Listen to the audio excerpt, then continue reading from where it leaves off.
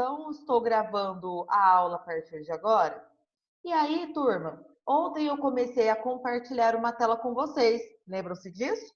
Nessa tela, né, nesses slides que eu comecei a compartilhar com vocês, era basicamente sobre alguns conceitos de demografia. Então, eu vou voltar a compartilhá-los com vocês, ok? E aí, deixa eu ver se vocês vão aparecer. Estão conseguindo enxergar?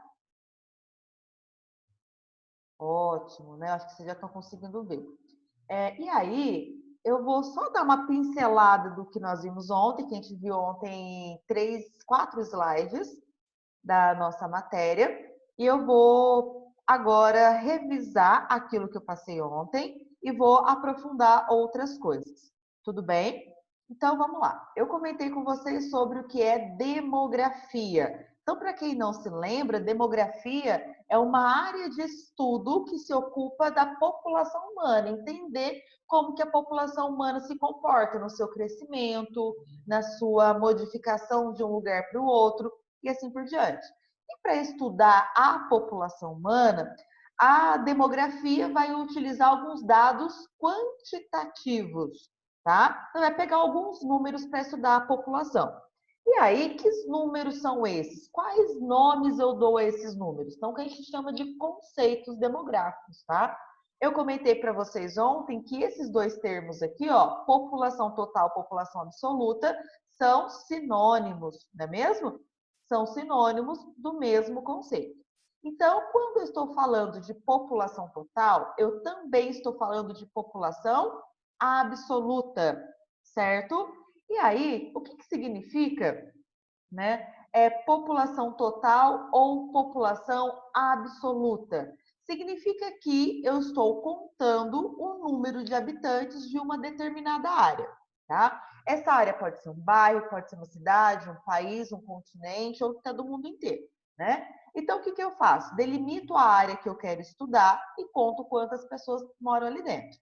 No exemplo que eu estou dando aqui para vocês, delimitei a cidade de Alfenas e contei quantos habitantes tem aqui. Nesse caso, eu tenho quantos habitantes?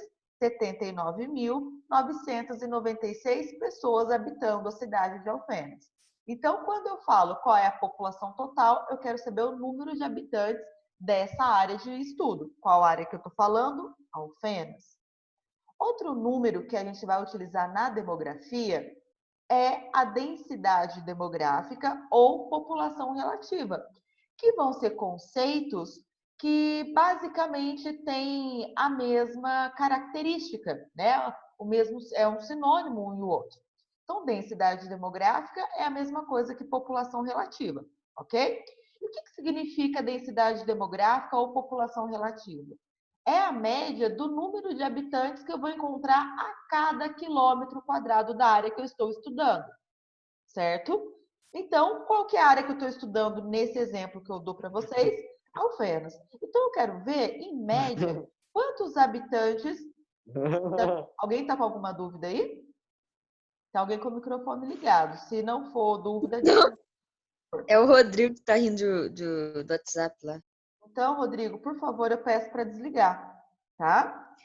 Mas não é da aula, não, fica tranquilo, ele não tá rindo da aula, Então, não. mas aí o microfone ativado, ele acaba atrapalhando aqui, não é mesmo? Ainda mais que ela está sendo Desculpa, gravada, o outros microfone ativou colegas vão sozinho. gravar depois, tá? Desabilita aí o seu microfone. Então, pessoal, para eu saber quantos habitantes eu tenho a cada quilômetro quadrado, eu preciso delimitar a área que eu quero estudar. Nesse exemplo, mais uma vez, cidade de Alfenas. Como que eu vou calcular para saber quantos habitantes tem na cidade de Alfenas? Eu pego a população total, que é o número de habitantes que eu tenho naquela cidade, e vou dividir pela área da cidade de Alfenas. Então, se eu já tenho a população total, 79.996 habitantes, agora é só eu achar a área. Essa área eu peguei aqui lá no site do IBGE Cidades, tá? Então, eu pego esse número, divido por esse número. Qual que é a média de habitantes a cada quilômetro quadrado na cidade de Alfenas? 94 pessoas por quilômetro quadrado. Aí, lembra que eu disse para vocês, não é porque a densidade demográfica deu 94 pessoas por quilômetro quadrado que em qualquer quilômetro quadrado que eu for dentro da cidade de Alfenas, que eu de fato vou encontrar 94 habitantes, tá? Por exemplo, no centro, se eu for circular 1 quilômetro quadrado, pode ser que eu encontre aqui 300 pessoas por quilômetro quadrado. Aí, de repente, eu venho nessa partezinha aqui da cidade e encontro 5 habitantes por quilômetro quadrado, tá? Então, a realidade é diferente da média, tá? Aí, o exemplo que eu trouxe para vocês entenderem essa diferença da densidade demográfica, foi esse mapa aqui. Esse mapa mostra a densidade demográfica do Brasil para o ano de 2014. Tá? A média de habitantes a cada quilômetro quadrado no Brasil é de 22 habitantes por quilômetro quadrado. 22, certo? Só que quando eu vou olhar na realidade, cada partezinha do Brasil, eu vejo que alguns locais têm mais pessoas por quilômetro quadrado e outros lugares nós temos menos pessoas por quilômetro quadrado. Por exemplo, quando eu observo essas manchas mais próximas do laranja escuro e do vermelho, eu estou entendendo que esses locais têm a maior quantidade de pessoas por quilômetro quadrado. Quando eu venho para essas áreas que têm uma cor mais amarelo claro, eu tenho menos habitantes por quilômetro quadrado.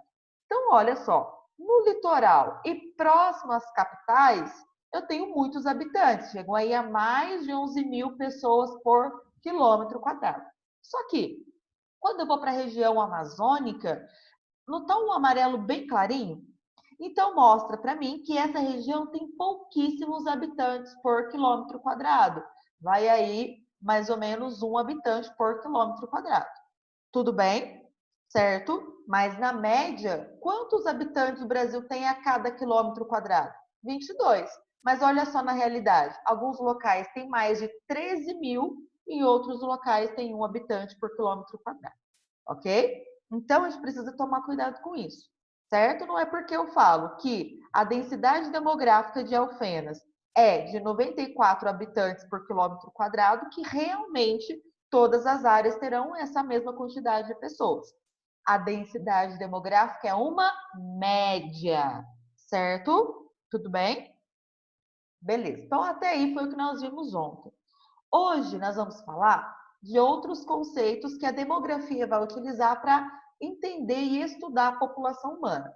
Um desses conceitos é a taxa de natalidade.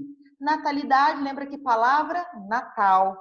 Natal, a gente celebra o quê? O nascimento de Cristo, não é mesmo? Então, quando a gente fala de taxa de natalidade, eu estou falando alguma coisa relacionada a nascimento. Então, a taxa de natalidade, geralmente eu utilizo uma sigla, TN, taxa de natalidade. E o que significa taxa de natalidade? Taxa de natalidade é o número de crianças que nasceram vivas, tá? Que vão nascer a cada 100 mil habitantes na área que eu estou estudando. Bia, por que a gente fala de nativivo ou nascidos vivos? Porque a gente sabe que tem alguns bebês que já nascem mortos, né? Então, por isso que é importante destacar isso daqui. Indivíduos nascidos vivos, tá? E aí, como que eu vou calcular essa taxa de natalidade, né? Eu vou pegar, então, o número de nascidos vivos registrados lá nos hospitais, vou multiplicar esse número por 1000 e o resultado vou dividir pela população total da área que eu estou estudando, certo? Esses números agora, sobre nascidos, eu que inventei da minha cabeça, tá? Então, ó, qual que é a área que eu estou estudando? Alfenas. A população total, a gente já sabe, nós já vimos lá do IBGE que para esse ano é de 79.996 pessoas, certo? No último ano, nasceram vivas aqui em Alfenas, no exemplo que eu estou dando, 580 crianças. Bom, como é que eu vou fazer isso na conta? Então, eu vou substituir esses nascidos vivos por 580. Então, 580 vezes 1000, e o resultado eu vou dividir pelos 79.996. Olha só, o resultado dessa conta vai ser 7,2. Tá vendo que eu coloquei uma porcentagem aqui? Isso daqui significa que, em relação ao ano anterior, a população que a gente tem hoje em Alfenas, 7,2% nasceu no último um ano, tá? Então, esse 1.000 aqui, ó, só tem a função para a resposta já sair em porcentagem. Tudo bem? Então, quando eu faço... Não entendi, Bia. Ó, tá vendo? Por que eu coloco esse número 1.000 aqui no final da conta? Para que o resultado saia em porcentagem. Bom, se eu vejo que a população hoje de Alfenas é de 79.996 habitantes, aqui eu estou incluindo pessoas velhas, pessoas adultas e crianças, certo? Tudo bem? Mas, dentro do último ano, quantos por cento dessa população nasceu no último ano? Aí eu vou ter um jeito de calcular, certo? Como que eu calculo? Eu pego o número de nascidos vivos dentro desse último ano, multiplico por 1.000 e o resultado eu divido pela população total, certo? Na minha conta, o que deu o resultado? 7,2%. O que isso quer dizer? Que dá 79.996 pessoas que moram em Alfenas, 7,5% delas nasceram no último ano, tá? Quanto que isso dá em números? 580 pessoas que nasceram no último ano, tá? Então, a taxa de natalidade de um ano para o outro foi de 7,2%. Ou seja, da população total atual, 7,2% nasceram no último ano. Entendeu? Entendi, Bia. Obrigada. Perfeito. Na mesma linha de raciocínio, a gente tem a taxa de, o que está escrito aqui? Mortalidade. Eu utilizo a sigla TM, taxa de mortalidade. A gente segue a mesma linha de raciocínio. Então, olha só. Se a taxa de natalidade, eu uso o número de nascidos, taxa de mortalidade, número de mortos, né? Então, a taxa de mortalidade serve para eu calcular o número de óbitos registrados dentro de um ano a cada 1.000 habitantes na área que eu estou estudando. Qual que é a área que eu estou estudando? A cidade de Alfenas. Como que eu vou calcular essa taxa de mortalidade? Opa, que aqui está um errinho, aqui é um M, não é N não, tá? Eu pego o número de óbitos, ou seja, o número de mortos, multiplico esse valor por 1.000 para o resultado sair lá em porcentagem, e esse resultado divido pela população da área que eu estou estudando, nesse exemplo, cidade de Alfenas. Então, eu tenho a população total de 79.996 habitantes. Ô, Bia, lógico que não era multiplicar por 100 para sair a porcentagem? Porque a população, a gente sempre vai calcular em milhares de pessoas. Aqui, ó, 100.000, entendeu? E não a cada 100 pessoas. Beleza. Beleza?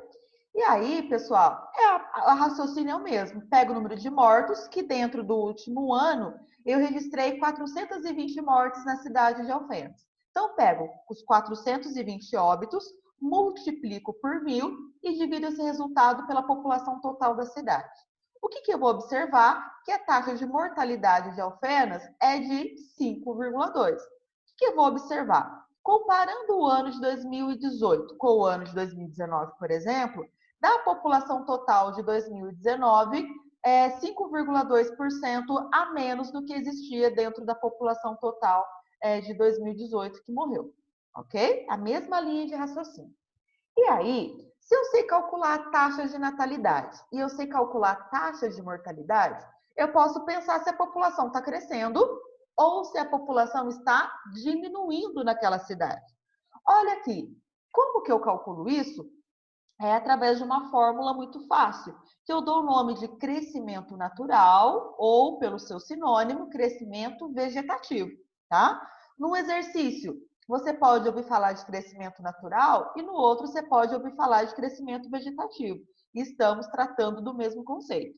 Então, crescimento natural ou crescimento vegetativo refere-se ao quanto a população cresceu daquela área que eu estou estudando, certo? Então, como que eu vou calcular? Então, o crescimento vegetativo, o CV, é igual à taxa de natalidade menos a taxa de mortalidade, certo?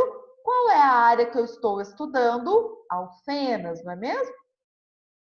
Nós estamos no capítulo 5, Bianca. A página ao certo eu não sei, não estou com a apostila aberta. Se você quiser prestar atenção, só que no slide, por enquanto, tá válido, tá?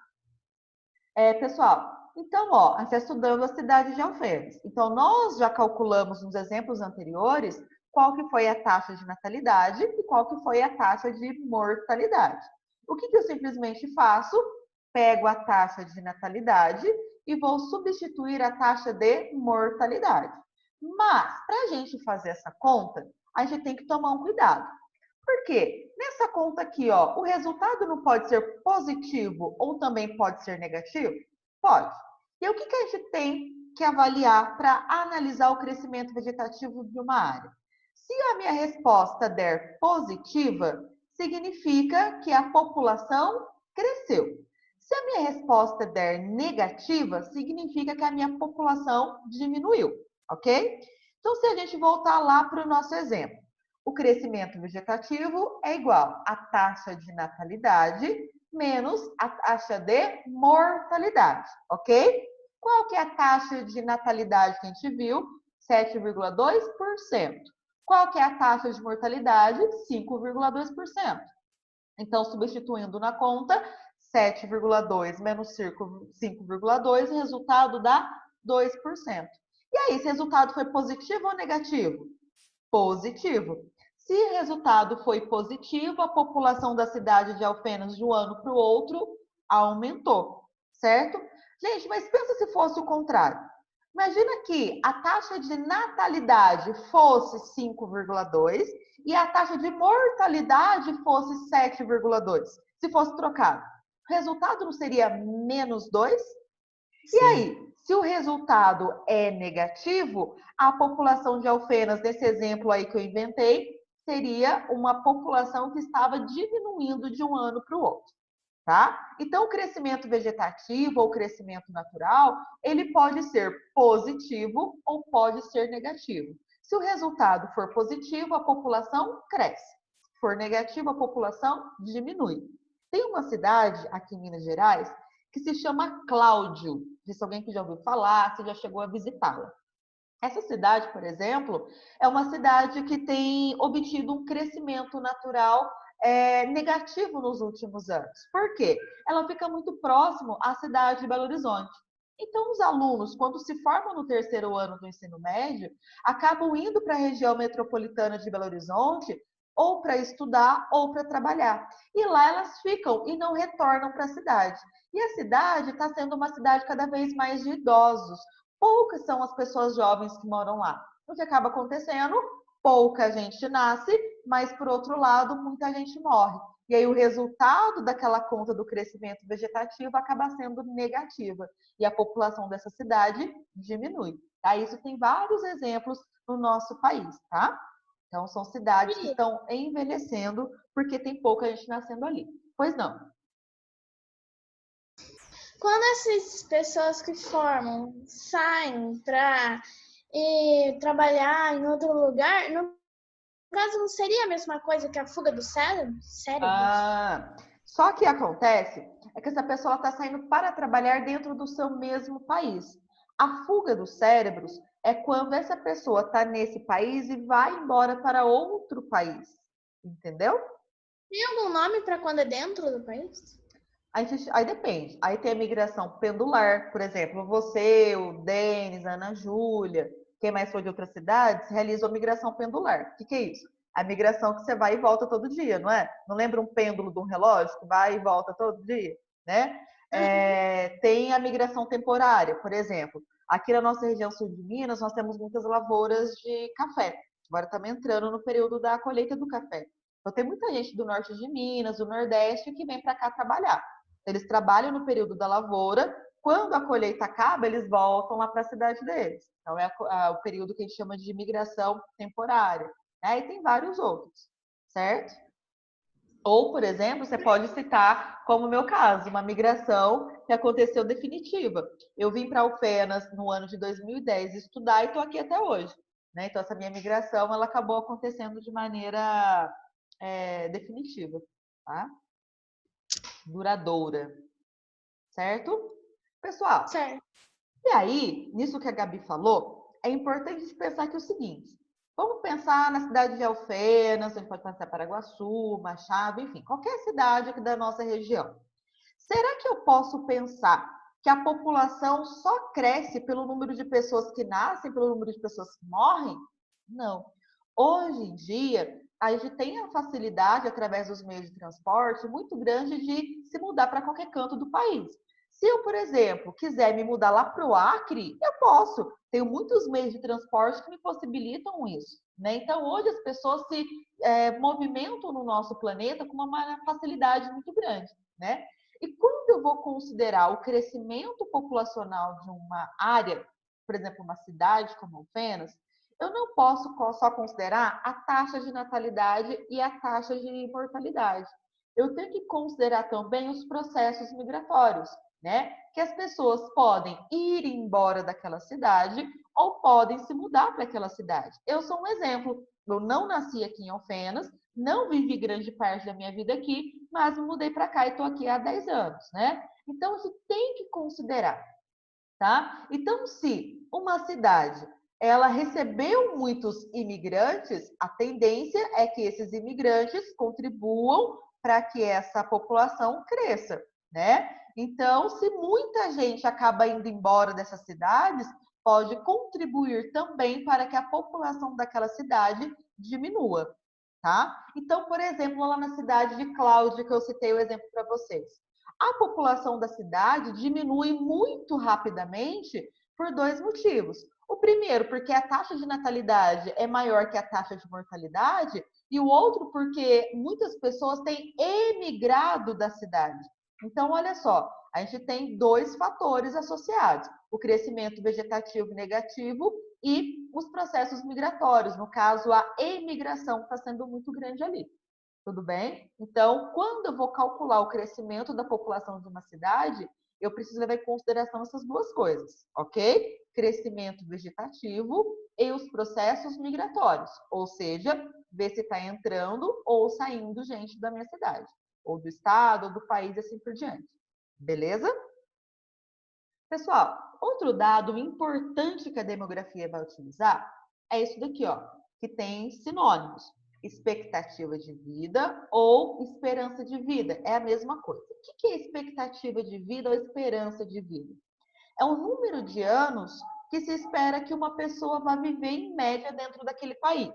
Então vamos pensar: eu vou ter um filho hoje, meu filho nasceu hoje. Quantos anos, no mínimo, se espera que esse meu filho viva?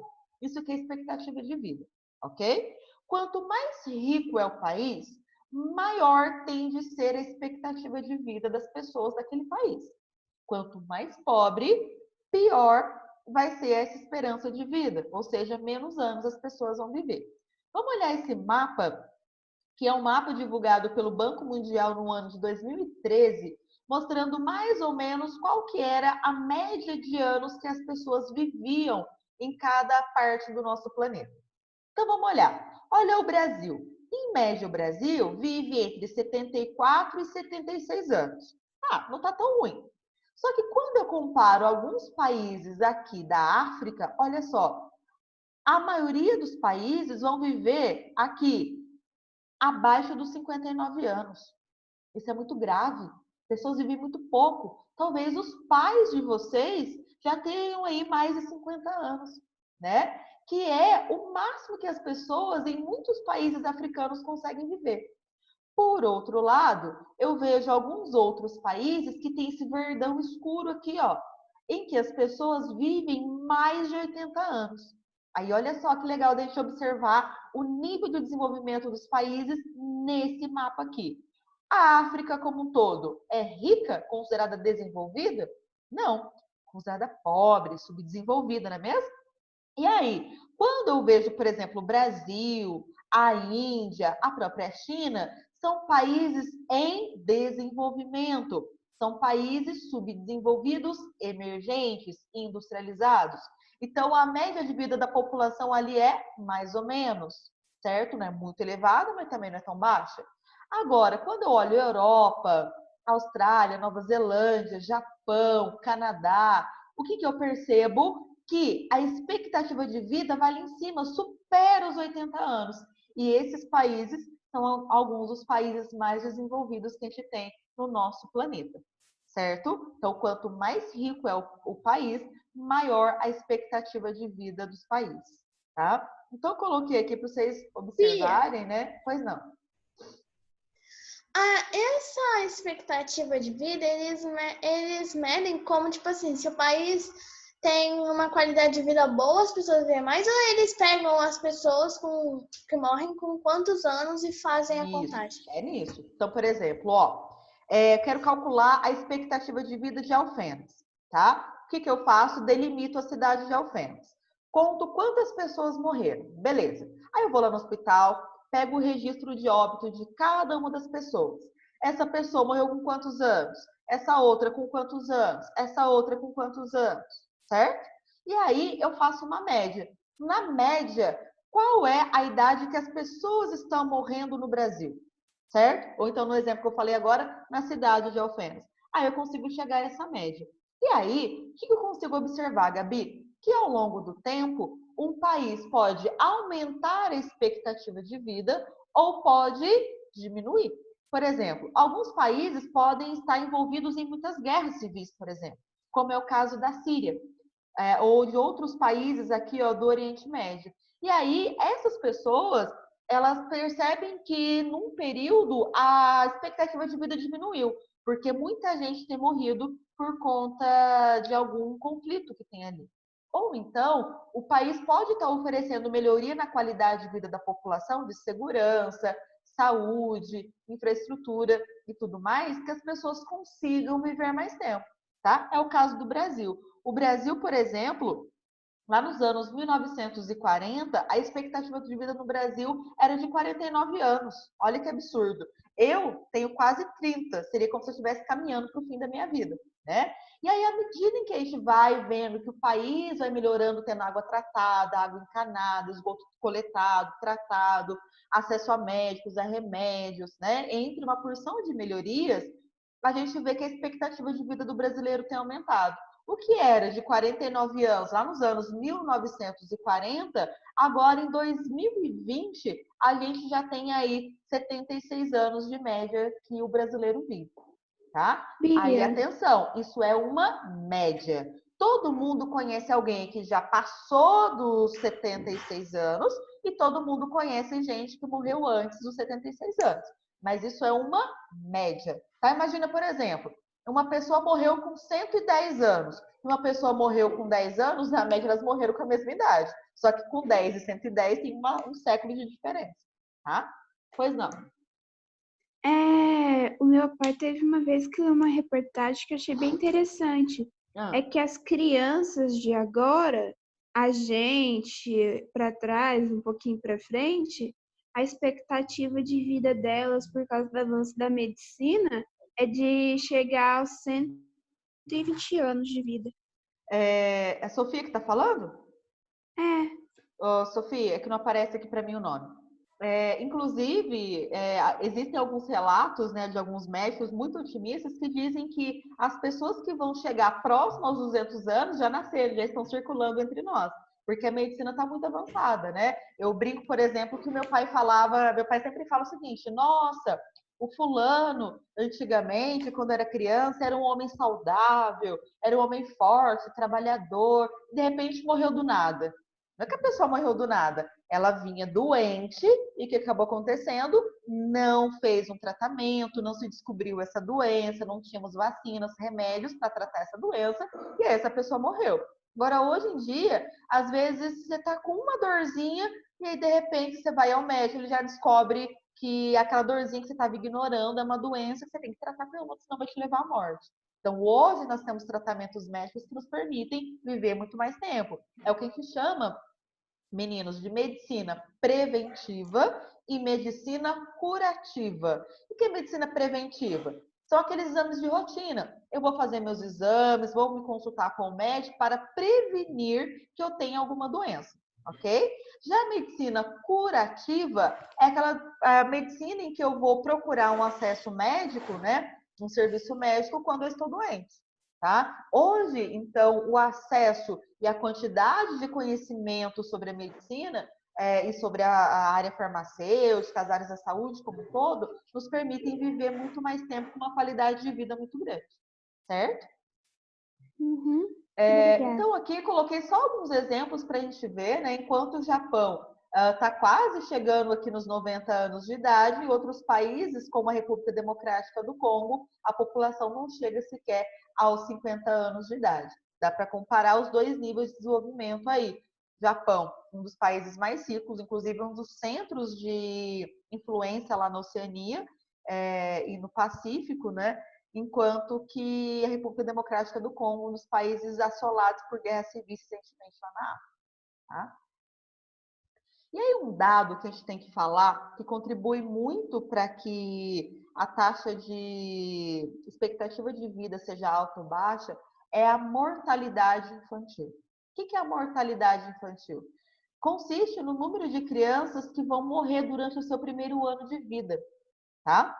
E aí eu consigo pensar no seguinte, quanto maior o número de crianças que morrem antes de completar o primeiro ano de vida, revela que aquele local que essas crianças estão é um local muito pobre. Por que geralmente as crianças morrem antes de completar um ano de vida? Porque elas não tiveram alimentação adequada, porque elas não tiveram tratamento adequado no seu primeiro ano de vida, tratamento de saúde, como vacinas, né? Acompanhamento do ganho do peso. Quem tem algum irmãozinho, algum primo pequenininho que nasceu recentemente ou que já acompanhou essa fase, sabe que no primeiro ano de vida o bebezinho toma uma série de vacinas. Sempre tem que ficar indo fazer consulta ao pediatra, né? E aí, quando essas crianças não têm esse tratamento adequado com a sua alimentação, com o consumo de água tratada, limpa, não tem tratamento médico adequado, a chance dessa criança morrer é muito grande.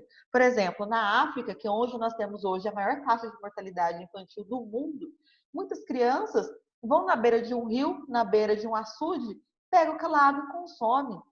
Você consegue imaginar, por exemplo, ir lá na beira do Lago de Furnas, pegar uma canecada d'água e tomar? Você fala, nossa, credo, eu não, né? Agora, se você vai lá, compra uma garrafinha d'água, água mineral, que você sabe a procedência dessa água, você vai tomar, você sabe que aquela água ali é limpa, aquela água é adequada para o seu consumo. Lá na África, elas não têm essa opção. Então, muitas das vezes, as crianças morrem, por exemplo, por diarreia, por virose. Por exemplo, todo mundo já teve aí uma virose. E é ruim, péssimo, você fica desidratado, você fica fraco, você não quer fazer mais nada. E aí você sabe que você tem que se hidratar, tem que repousar, comer bem para voltar o seu organismo a se recuperar dessa situação, desse quadro. Nesses países, a população, a água que tem é uma água contaminada. Então, como é que ela vai fazer repouso, se hidratar bem e se alimentar bem, sendo que essa é uma condição que essa população não tem, né? Então, quanto mais pobre é o país, maior a taxa de mortalidade infantil. Ou seja, maior é a quantidade de crianças que vão morrer antes de completar um ano de idade. Tudo bem? Lá eles também morrem de desnutrição, né? Sim, sim, também, tá? Aqui embaixo, pessoal, tem as 8 metas criadas pela ONU, que são chamadas 8 metas do milênio, né? São 8 coisas que a gente teria que fazer até fechar o ano de 2010, tá?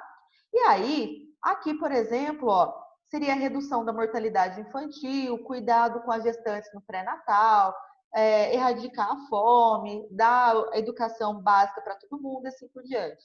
O Brasil, pessoal, foi um dos primeiros países a zerar, quase zerar a mortalidade infantil no mundo. Então, o Brasil é um país referência para a redução da taxa de mortalidade infantil no mundo. Tá? Então, sempre muitos países tomam o Brasil como referência. Tudo bem? Dúvida por enquanto, turma? Não? Alguém tem alguma dúvida sobre o que eu acabei de falar? Tá tudo certo. Tudo certo? Ó, na sexta-feira nós não teremos aula por ser feriado, né? Nós não teremos aula. Eu não consegui avançar o tanto que eu queria hoje. Eu queria praticamente acabar esse capítulo, mas a prosa é boa, a gente acaba estendendo um pouquinho. A nossa próxima aula vai ficar para terça-feira, dia 7, tá? E aí eu continuo essa aula e encerro com vocês a apostila 1. E aí começamos a apostila 2 na quarta-feira que vem, daqui uma semana. Tudo bem? Se alguém tiver dúvida, pode me chamar lá no particular, no privado, tá? E eu vou colocar o link dessa aula de hoje lá no SAS Conecta para vocês.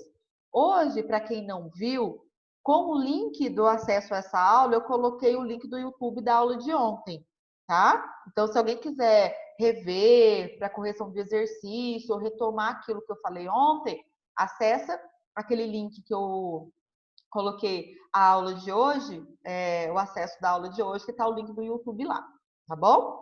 Então, por enquanto é só. Bom feriado a todos. Vão todo mundo almoçar. Fiquem com Deus, tá? Tchau, Bia. Gente. Beijos. Fiquem Tchau, com Bia. Deus. Tchau, gente. Tchau, Bia. Tô com Fica com saudade Deus. de vocês, viu? Beijos. Tchau.